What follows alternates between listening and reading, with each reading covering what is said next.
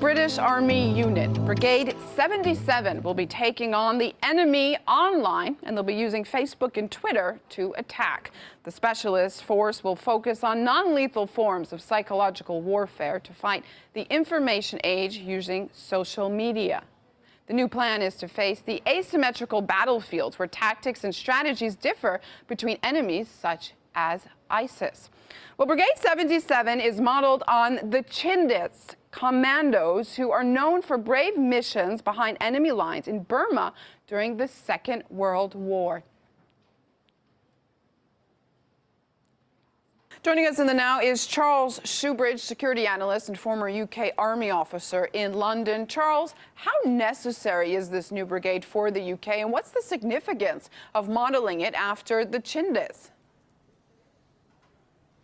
Well, really, almost as your question suggests, I think it would be wrong to assume that this kind of activity hasn't already been happening for quite some time. Indeed, for many decades, arguably, the UK Foreign Office, organisations such as MI6, the BBC and other specialist organisations have been involved in the dissemination of information, misinformation and sometimes even deception in the furtherance of British and the wider West's, shall we say, security and diplomatic interests. And so I think this is really just a step further in that road. I mean, we've got a situation where increasingly what goes on in the world is happening online. This is where people are recruited, where information is passed, where, if you like, ideas and the news flow is actually formed. Arguably, increasingly as well, you've got a situation where physical interventions on the ground, such as we've seen in Iraq, Afghanistan, are being recognised to be less successful in this new world of asymmetric warfare, and also as a result of public disquiet, as a result of past failed interventions, becoming less likely. And it may even be that the army, the military in the UK have seen this as an opportunity to, if you like, get a part of the action of what is, of course, a very new and exciting world. That also will, of course, help them to maintain their relevance and influence within the UK and the wider Western security establishment. You've sort of suggested that it's probably maybe unofficial, but many governments across the world presumably have online armies of their own.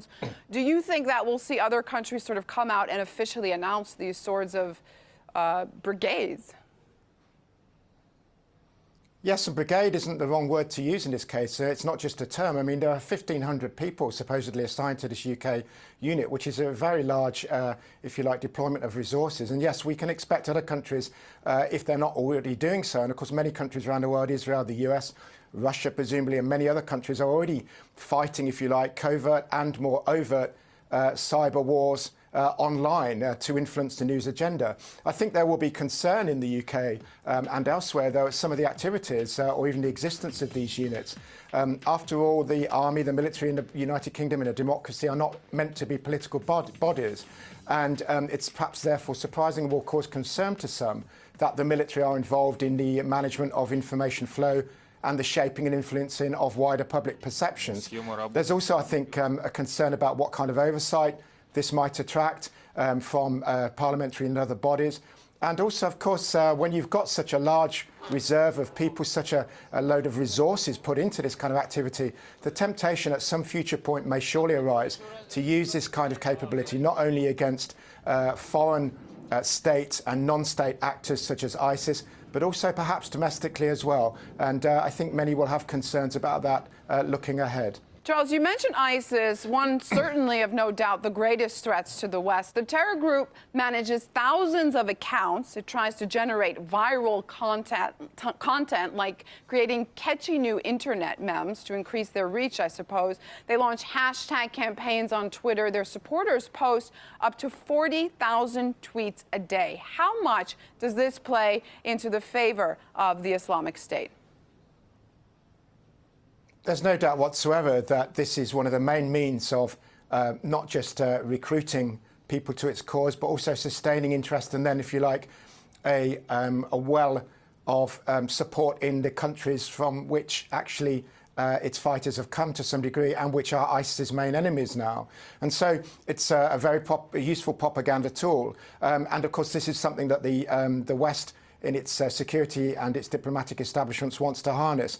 But there are issues here of an operational nature. One may think about the US campaign recently called Think Again, Turn Away, which was announced in a blaze of glory. The State Department trying to again replicate this kind of success that other groups have had, and it's been in many ways a failure. It's not been professionally carried out, and indeed it's been derided and ridiculed because it's overtly so propagandist. And this is something that, of course, a skillful propagandist, and let's face it, Britain in the past has been a world master in this kind of field, with the BBC and others with long experience of passing or managing the information flow. Britain, these units around the world will want to be careful that they're not seen as overt propagandists, because, of course, in that case, the message will simply be disregarded. Charles Shoebridge, security analyst and former UK Army officer, with us in the Now from London. Thanks so much.